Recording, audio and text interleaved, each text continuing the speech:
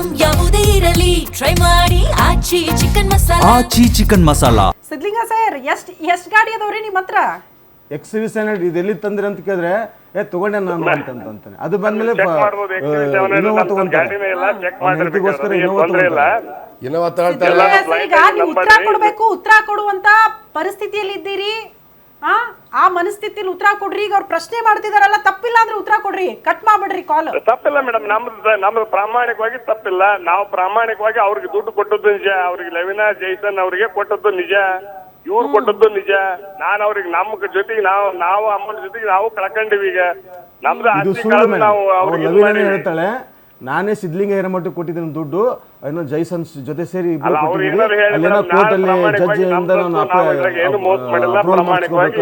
ಹೋಗಿದಾರಂತೆ ದುಡ್ಡು ಕೊಡಕ್ಕೆ. ಅಲ್ಲ ಸಿದ್ಲಿಂಗ ಸರ್ ಏನೋ ಕೋರ್ಟ್ ಹಾಲಿಗೆಲ್ಲ ಕರ್ಕೊಂಡು ಕೂರಿಸಿದ್ರಂತಲ್ಲ ಸರ್, ಅದ್ ಹೆಂಗೆ ಸರ್? ಆ ಪ್ರೋಸೆಸ್ ಹೆಂಗೆ ಸರ್? ಇದು ಫೇಕ್ ಆಗಿದ್ರೆ ಕೋರ್ಟ್ ಅಲ್ಲಿ 3 ಸರ್ತಿ ನೋಡಿ. ಯಾರು ಸರ್ ಕೋರ್ಟ್ ಹಾಲ್ ನ ಪರ್ಮಿಷನ್ ನಿಮ್ಗೆ ಒಳಗಡೆ ಕರ್ಕೊಂಡು ಹೋಗಿ ಕೊಟ್ಟಿದ್ದು? ಇಲ್ಲ ಮೇಡಮ್, ಕೋರ್ಟ್ ಹಾಲ್ ನಾವು ಹೋಗಿಲ್ಲ, ಸುಳ್ಳು ಅದು. ಯಾಕೆ ಕೋರ್ಟ್ ಅಲ್ಲಿ ನಾನು ನೋಡಿದ್ದೀನಲ್ಲ, ಕೋರ್ಟ್ ಅಲ್ಲಿ ನಾನು ನಿಮ್ಗೆ ನೋಡಿದ್ದೀನಲ್ಲ, ಸಿಟಿ ಕೋರ್ಟ್ ಅಲ್ಲಿ ಸುಳ್ಳು. ಅದ್ರ ಬಗ್ಗೆ ನಾನೇ ನೋಡಿದ್ದೀನಿ ಪಕ್ಕ. ಇವ್ರನ್ನ ಲವಿನಾ ಅವ್ರ ಆಫೀಸ್ ಅಲ್ಲಿ ನೋಡಿದ್ದೀನಿ ಸರ್. ಒಬ್ರು ಸುಳ್ಳು ಹೇಳ್ಬೋದು ಸರ್. ಒಂದ್ ನಿಮಿಷ ಹೇಳ್ತಿದಾರಲ್ಲ ಸರ್. ಧನ್ಯವಾದಗಳು ಮೇಡಮ್. ಸಿದ್ಲಿಂಗ ಸರ್ ಕಟ್ ಮಾಡ್ಬಿಡ್ರಿ ಕಾಲ್ ಸರ್. ಇಲ್ಲ ಮೇಡಮ್, ಕಳ್ಳ ಎಲ್ಲಿ ಓಪನ್ ಮಾಡ್ತಾರೆ. ಆನ್ಸರ್ ಮಾಡಕ್ಕಾಗದೆ ಪಾಪ ಕಾಲ್ ಕಟ್ ಮಾಡಿದ್ರು. ನನ್ನ ಪಾತ್ರ ಇಲ್ಲ ಅಂದ್ರು ಪಾಪ ಇವರೇ ಮೀಟಿಂಗ್ ಫಿಕ್ಸ್ ಮಾಡ್ತಾರಂತೆ, ಇವರೇ ಕಾಂಟ್ಯಾಕ್ಟ್ ಮಾಡೋದಂತೆ, ಇವ್ರದ್ದು ದುಡ್ಡು ಹೋಗಿದೆ ಅಂತ. ಇವ್ರ ಹತ್ರ ₹1 ಲಾಭ ಇಲ್ಲ, ಆದ್ರೂ ಪಾಪ ಜಾಮೀನ್ ಮೇಲೆ ಹೊರಗಡೆ ಬಂದಿದ್ದಾರೆ ಅವರು. ಜಾಮೀನ್ ಮೇಲೆ ಆಚೆ ಬಂದ ಸಿದ್ಲಿಂಗಯ್ಯ ಅವರು ಆನ್ಸರ್ ಕೊಡದೆ ಕಾಲ್ ಕಟ್ ಮಾಡಿ ಎಸ್ಕೇಪ್ ಆದ್ರು. ಹೇಳಿ ಸರ್, ಹೇಳಿ. ಅವ್ರು ಹೇಳ್ತಿದ್ರು ಕೋರ್ಟ್ ಹಾಲಿಗೆ ನಾನು ಹೋಗ್ಲೇ ಇಲ್ಲ, ನಾನು ನೋಡ್ಲೇ ಇಲ್ಲ, ನನಗೂ ಸಂಪರ್ಕನೇ ಇಲ್ಲ ಅಂತ. ನಾನೇ ಹೋಗಿದ್ದೀನಿ. ಅವ್ರದೇ ಒಂದು ಕೊಪ್ಪಳದ ಕಾಲೇಜ್ ಇದೆ, 9 ಇದೆ ಕಾಲೇಜ್. ಓ ಇವ್ರದ್ದು ಸಿದ್ಲಿಂಗ. ಪೆಟ್ರೋಲ್ ಬಂಕ್ ಇದೆ, ಎಲ್ಲ ಆಸ್ತಿ ಎಲ್ಲ ಸಿಕ್ಕಾಪಟ್ಟೆ ಇದೆ ಅವ್ರದ್ದು. ಫಸ್ಟ್ ಕಂಪ್ಲೇಂಟ್ ಮಾಡಿದವ ನಾನೇ. ಈಗ ಅವ್ರು ಇದಾದ್ಮೇಲೆ ಮಿಸ್ಸಸ್ ಹೆಸರಿಗೆ ಎಷ್ಟು ಆಸ್ತಿಗಳು ಮಾಡಿದಾರ ಅದೆಲ್ಲ ನಾವು ಸ್ವಲ್ಪ ಡೀಟೇಲ್ಸ್ ದುಡ್ಡು 100 ಕೋಟಿ ಇವರು ಎಷ್ಟೋ ಕೋಟಿ ಖರ್ಚು ಮಾಡಿರ್ಬೋದು. ಇವರು ಸುದರ್ಶನ್ ಆಗ್ಲಿ, ಜೈಸನ್ ಆಗ್ಲಿ, ಇವರೆಲ್ಲ ಪ್ರಾಪರ್ಟಿನ ಮಾಡಿದ್ದಾರೆ ಇಲ್ಲಿ. ನನಗೆ ತಿಳಿದಂಗೆ ಮಾನ್ಯ ಟೆಕ್ ಹತ್ರ ಒಂದು, ಆಮೇಲೆ ಸುದರ್ಶನ್ದು ಏರ್ಪೋರ್ಟ್ ರೋಡಲ್ಲಿ ಒಂದು ವಿಲ್ಲ, ಆಮೇಲೆ ಇವನು ಜೈಸನ್ ಮಗಳನ್ನ ತೊಗೊಂಡೋಗಿ ಚಿಕ್ಕಮಗಳೂರು ಬಿಟ್ಟಿದ್ದು ಯಾರೋ ಲವಿನಾ. ಬಟ್ ಅವ್ರು ಏನೋ ಗಂಡ ಹೆಂಡತಿ ಅಲ್ಲ ಅಂತಾರೆ, ಬಟ್ ಗಂಡ ಹೆಂಡತಿ ಅಂತ ಹೇಳ್ತಾರೆ. ಅದು ನಮ್ಗೆ ಇನ್ನೂ ಕ್ಲಾರಿಟಿ ಇಲ್ಲ. ಬಟ್ ಸ್ವಲ್ಪ ದಿವಸ ಅಲ್ಲ ವೈಯಕ್ತಿಕ ಇಲ್ಲ, ಇಬ್ರು ನಮ್ಮ ಯಜಮಾನರು ಅಂತ ಹೇಳಿದ್ರಲ್ಲ, ನಾವು ನಮಗೆ ಯಾವಾಗ ಈ ವಿಷಯ ಗೊತ್ತಾಯ್ತು ಇವ್ರು ಫ್ರಾಡ್ ಮಾಡ್ತಾರೆ ಅಂತ ಗೊತ್ತಾಯ್ತಲ್ಲ, ಯಾವಾಗ 1 ವರ್ಷ ಆದ್ಮೇಲೆ ನನ್ಗೆ ಗೊತ್ತಾಗ್ಬಿಡ್ತು. ನಾನು ಹೋಗಿ ಅದಕ್ಕೆ ನನಗೆ ಉತ್ತರ ಕರ್ನಾಟಕ ಭಾಗದವ್ರೇನಾ ಜಾಸ್ತಿ ಉತ್ತರ ಕರ್ನಾಟಕದವ್ರು ಇದ್ದಾರೆ, ಜಾಸ್ತಿ ಮಂಗಳೂರು ಅವರು ಅವರೇ ನಂಬೋದು ಮೇಡಮ್ ಈಸಿಯಾಗಿ ಜನಗಳನ್ನ. ಇವ್ರು ಹಿಂಗೆ ಅಂದಾರ ಪಾಪ ಅವ್ರಿಗೇನು ಬೆಂಗಳೂರಿರೋರಿಗೆ ಗೊತ್ತಾಗ್ತದೆ, ಅವ್ರಿಗೆ ನಾವು ಬೆಂಗಳೂರಿರೋ ಏನು ಮಾಡಿದ್ವಿ ನಮ್ಗೆ ಗೊತ್ತಾಯ್ತಲ್ಲ, ಗೊತ್ತಾದ ತಕ್ಷಣ ನಮ್ಮ ದುಡ್ಡು ವಾಪಸ್ ಕೊಟ್ಬಿಡಿ ಅಂತಂದ್ವಿ. ನೀವು ಜೈಲ್ಗೆ ಹೋಗಿ ಬಂದವರಂತೆ, ನೀವು ಕೆಟ್ಟ ಜನ ಗೊತ್ತಾಯ್ತು, ಕ್ರಿಶ್ಚಿಯನ್ ಹೆಸರು ಹೇಳ್ಕೊಂಡು ನೀವು ಮೋಸ ಮಾಡ್ತಾ ಇದ್ರಿ ಜನಗಳಿಗೆ, ನಮ್ಮ ದುಡ್ಡು ಕೊಡಿ ಅಂತ ನಾನು ಹೋಗಿ ಅಪ್ರೋಚ್ ಮಾಡಿದೆ. ಅದಕ್ಕೆ ಏನಂತಂದ್ರು, ಯಾರು ಹೇಳಿದ್ರು ನಿಮ್ಗೆ ನಾನು ಜೈಲ್ ಹೋಗಿದೆ ಅಂತೆ, ಪ್ರೂಫ್ ತೋರಿಸಿ ಅದೇನಂತಂದ್ರು. ಪ್ರೂಫ್ ಕೊಡ್ತೀನಿ, ಎಲ್ಲ ಕೊಡ್ತೀನಿ, ನನಗೆ ಯಾರು ಹೇಳಿದ್ರು ಅವರೆಲ್ಲ ನನಗೆ ಮೆಸೇಜ್ ಕಳಿಸಿದ್ದಾರೆ. ಫಸ್ಟ್ ಬಾಬು ಮುಳ್ಳು ಮೇಲೆ ನೀನು ಬಟ್ಟೆ ಹಾಕಿದೆ ತಗೊಂಡ್ಬಿಡು ಅಂತ ಹೇಳಿದ್ರು ನನಗೆ. ಆವಾಗ ನಾನು ಸ್ಟಾರ್ಟ್ ಮಾಡೋದಲ್ಲ, ಅವಾಗ ಅವ್ರಿಗೆ ಒಂದೊಂದೇ ಆಫೀಸ್ಗಳು ಎಷ್ಟು ಚಾರ್ಜ್ ಮಾಡಿದ್ರು ಸರ್ ಅವರು. ಇಲ್ಲಿದ್ದ ಆಫೀಸ್ ಪ್ರಶ್ನೆ ಇರೋದು, ಈಗ ಕಿರಣ್ ಸರ್ ದುಡ್ಡು ವಾಪಸ್ ಕೇಳಿದ್ರಲ್ಲ, ಅವಾಗ ಏನ್ ಬೆದರಿಕೆ ಹಾಕಕ್ ಸ್ಟಾರ್ಟ್ ಮಾಡಿದ್ರೆ ಹೆಂಗಿತ್ತು ರಿಕ್ವೆಸ್ಟಿಂಗ್ ಬೆದರಿಕೆ ಹಾಕಿಲ್ಲ ಸರ್. ಮೇಡಮ್ ಅವ್ರು ಹೆಂಗೆ ಅಂತಂದ್ರೆ, ಇಲ್ಲ ನಾನು ಕೊಟ್ಟೇ ಇಲ್ಲ, ನಾನು ತಗೊಂಡೇ ಇಲ್ಲ ಅಂತ ಹೇಳಲ್ಲ ಸರ್. ತಗೊಂಡಿದೀವಿ, ಹೌದು ಸರ್, ನಾವು ಕೊಡ್ತೀವಿ. ಯಾವಾಗ ಲಾಸ್ಟ್ ಇಯರ್ ಮೇಯಿಂದ ನಾನು ಹೇಳ್ಕೊಂಬಂದೆ ಸರ್, ನನ್ನ ವೈಫ್ ಕ್ಯಾರಿಯಿಂಗ್ ಇದ್ದಾರೆ, ಸೊ ನನಗೆ ಖರ್ಚಿಗೆ ದುಡ್ಡು ಬೇಕಾಗತ್ತೆ, ರಿಕ್ವೆಸ್ಟ್ ಮಾಡಿದೆ. ಕಿರಣ್ ಸರ್ ನಿಮಗೆ May 30 ನಿಮ್ಗೆ ಕೊಟ್ಬಿಡ್ತೀನಿ ಸರ್ ಅಂತಂದ್ರು. May 26 ವರ್ಷ ಬದಲಾಯ್ತು, ಕೆಲಸ ಸಿಗಲ್ಲ, ದುಡ್ಡು ವಾಪಸ್ ಕೊಡಿ ಅಂದಾಗ ರೆಡಿ ಕೊಡ್ತೀವಿ.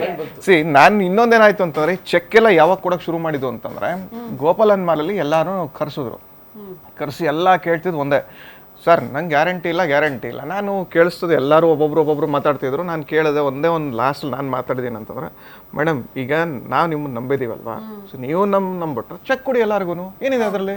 ಸಿ ನೀವು ನನಗೆ ಕೆಲಸ ಕೊಡಿಸಿ ನಿಮ್ಮ ಚೆಕ್ ಇಟ್ಕೊಂಡು ನಾನೇನು ಮಾಡಲಿ, ಇಟ್ಸ್ ನಾಟ್ ರಿಕ್ವೈರ್ಡ್ ನನಗೆ. ಸೊ ಎಲ್ಲರೂ ಓಕೆ ಅಂತಂದರು. ಸೊ ಡೇಟ್ಸ್ ಹೆಂಗೆ ಕೊಟ್ಟರು ಅಂತಂದರೆ, ಚೆಕ್ ಕೊಟ್ಟರು ಡಿಸೆಂಬರು, ಜಾನ್ವರಿ, ಹಿಂಗೆ ತಿಂಗ್ಳಿಗೆ ಒಂದೊಂದು, ಅದು ನಾವು ಹೇಳ್ತೀವಿ ಅವಾಗ ಹಾಕಿ. ಸರ್ ಚೆಕ್ ಆಗ್ತಾ ಇದೀವಿ ಅಂತ ಫೋನ್ ಮಾಡಿದ್ರೆ, ಕಿರಣ್ ಸರ್ ನೋ ಬೇಡ ನಾನು ನಿಮಗೆ ಈಗ ಕೊಡ್ತಾ ಇದ್ದೀವಿ, ಈಗ ಎಲ್ಲಿಂದ ನಮಗೆ ಇದು ಬಂದಿದೆ, ನಾನು ನಿಮಗೆ ಇದು ಆಲ್ರೆಡಿ ಆರ್ಡರ್ ಪ್ಲೇಸ್ ಆಗ್ತದೆ, ಇನ್ನೊಂದು 15 ದಿನ ಟೈಮ್ ಕೊಡಿ.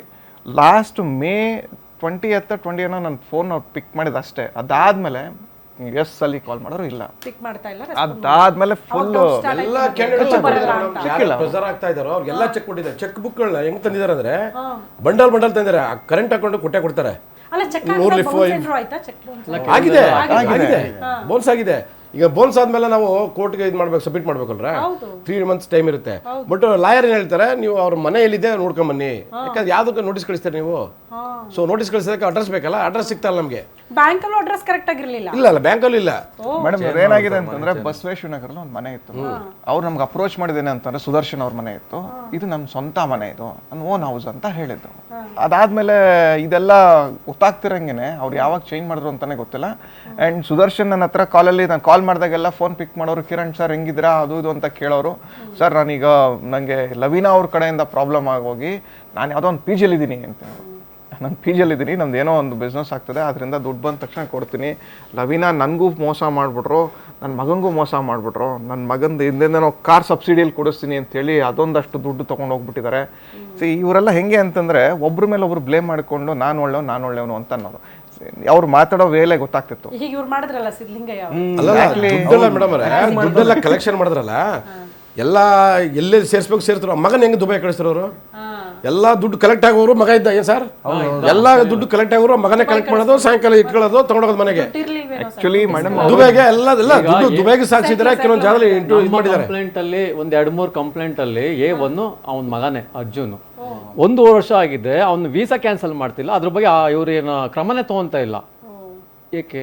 ಎಲ್ಲ ಕಾನೂನಿಂದ ಎಲ್ಲ ಗೊತ್ತಿರುತ್ತೆ ಸರ್, ಹೆಂಗ್ ಮಾಡಿದ್ರೆ ಏನಾಗುತ್ತೆ ಅಂತ. ಅದನ್ನೆಲ್ಲ ತಿಳ್ಕೊಂಡೆ ಮೋಸ ಮಾಡಕ್ ಬಂದಿರ್ತಾರೆ ಅಂತ.